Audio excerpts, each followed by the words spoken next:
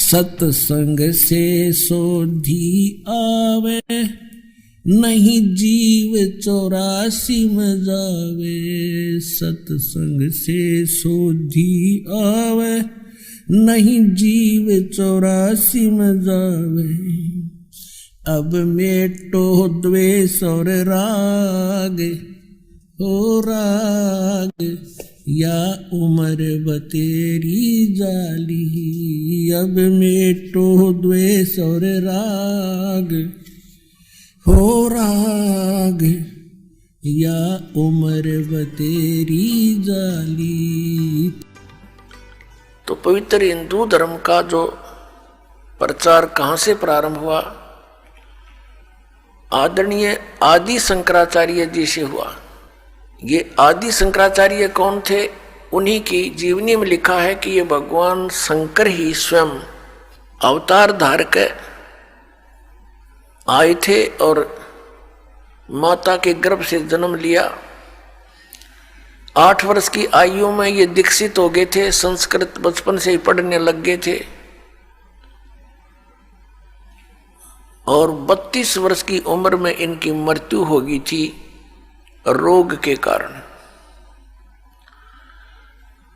इतना तो पुण्यात्माओं मानना पड़ेगा, इनका योगदान है इन महापुरुषों का,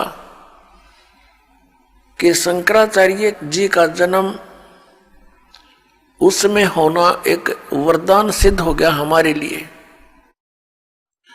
क्योंकि उस समय बौद्ध धर्म का बहुत प्रचार हो रहा था और शंकराचार्य जी ने बौद्ध धर्म का उसका विरोध किया था ज्ञान से, झगड़े से नहीं,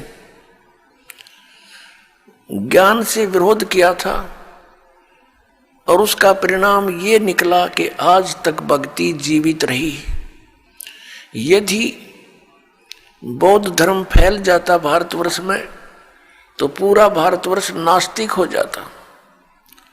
बौद्ध धर्म फैला चीन में, पूरा चीन नास्तिक हो गया।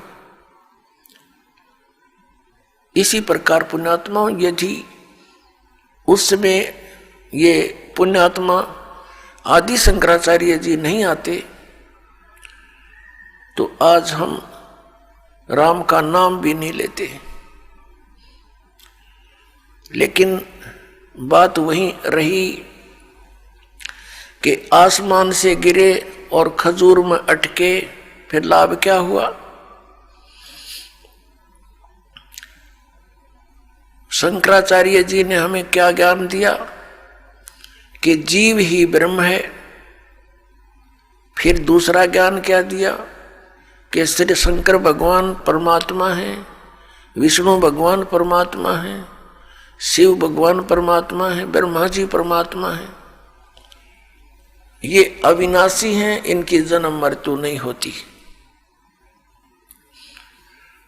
और ये इनके आदरणीय शंकराचार्यों के ये पूज्य इष्ट भी हैं, रामकृष्ण, श्री कृष्ण और भगवान विष्णु, भगवान शंकर आदि। ब्रह्मा जी की तो पूजा ये करते नहीं। आज का जो सत्संग आपके लिए रहेगा कि सत्संग 21 ब्रह्मांड में नहीं है और सदग्रंथों का ज्ञान इस दास के अतिरिक्त या परमात्मा के अतिरिक्त या उन महापुरुषों के अतिरिक्त जो परमात्मा से परिचित हुए, साक्षात्कार किया उनका, वो चंद महात्मा है। पूरे विश्व में उनके अतिरिक्त पूरे विश्व में ज्ञान नहीं, अध्यात्म ज्ञान नहीं उनको, वेदों और शास्त्रों का ज्ञान नहीं। तो फिर सत्संग खाक करा उनने, उल्टा पाठ पढ़ा दिया।